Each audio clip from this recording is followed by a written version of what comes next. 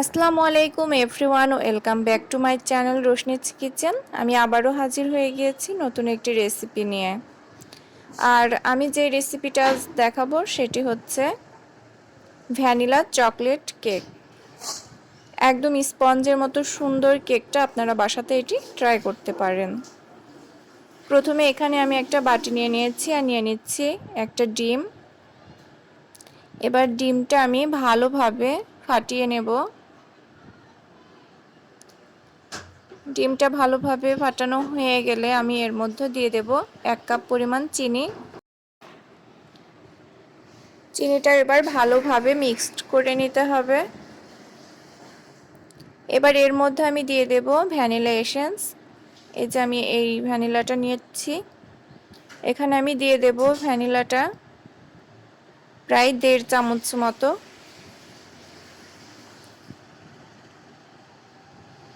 তারপর ভালোভাবে এটা মিক্সড করে নিতে হবে। সব উপকরণগুলো একসঙ্গে ভালোভাবে মিক্সড করতে হবে।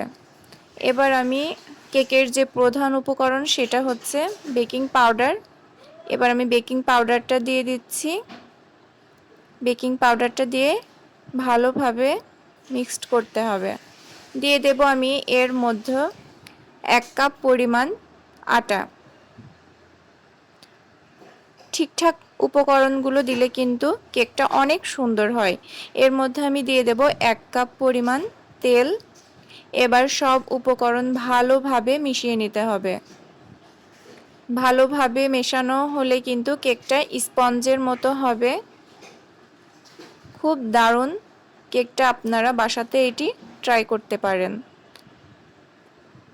এবার একসঙ্গে মিক্সড করা হলে আমি এটা আলাদা করে নেব। আমি যে ছোট বাটিতে ঢেলে নিয়েছি, এবার এই বাটির মধ্যে আমি দিয়ে দেব কোকো পাউডার। এটা আপনারা বাজারে যে কোনো দোকানেই পেয়ে যাবেন। কোকো পাউডারটা আমি নিয়ে নিচ্ছি 2 চামচ মতো। এবার পাউডারটা দেওয়ার ফলে এটা শক্ত হয়ে গেছে, এজন্য আমি এখানে পাউডার মিল্ক নিয়ে নিচ্ছি। আর এর মধ্যে আমি দিয়ে দেব পানি। পাউডার মিল্কটা আমি 2 চামচ মতো দিয়েছি।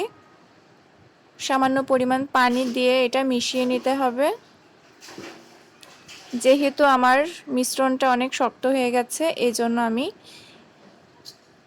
পাউডার মিল্কটা পানির সঙ্গে মিশিয়ে এর মধ্যে আমি দিয়ে দিচ্ছি। দিয়ে সমস্ত উপকরণগুলো একসঙ্গে মিশিয়ে নিতে হবে।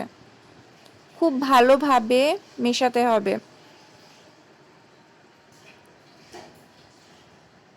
আর আমি যে কোকো পাউডারটা নিয়েছি, এই যে দেখতে পাচ্ছেন আমি এই কোকো পাউডারটা নিয়ে নিয়েছি। এবার আমি নিয়ে নিচ্ছি একটা বাটি।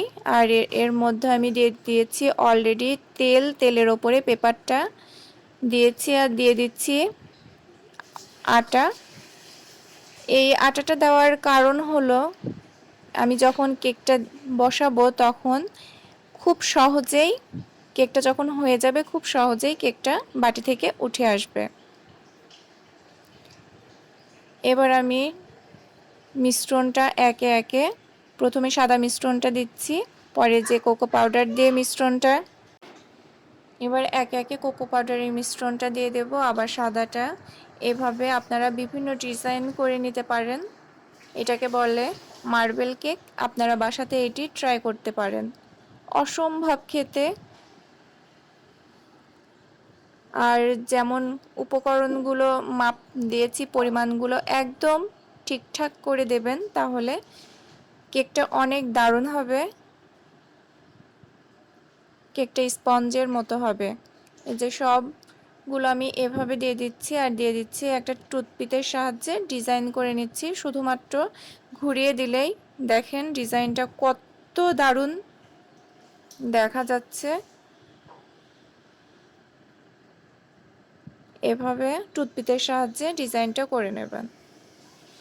এবার আমি গ্যাসটা অন করে দিয়েছি।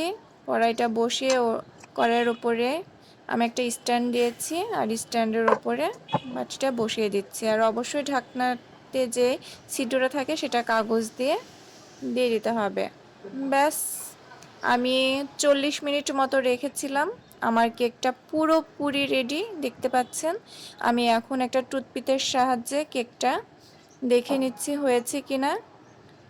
আমার কেকটা পুরোপুরি হয়ে গেছে, আর যদি না হয় তাহলে টুথপিকের সাহায্যে কেকটা উঠে আসবে, কাঁচা কাঁচা থাকবে। দেখতেই পাচ্ছেন আমার হয়ে গেছে, টুথপিকের সাহায্যে কোনো প্রকার ময়দা লেগে নেই, তার মানে কেকটা আমার পুরোপুরি রেডি। এবার আমি কেকটা সাইড থেকে তুলে নেব একটা চাকুর সাহায্যে।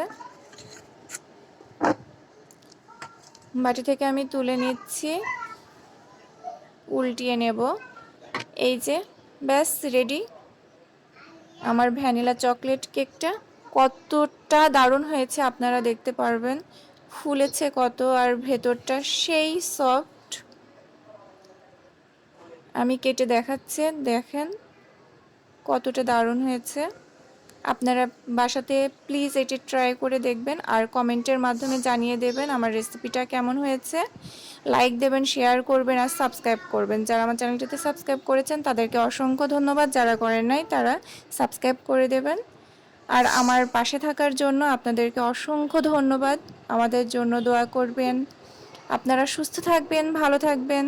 আবারও দেখা হবে পরবর্তী কোনো রেসিপি নিয়ে। আল্লাহ হাফেজ।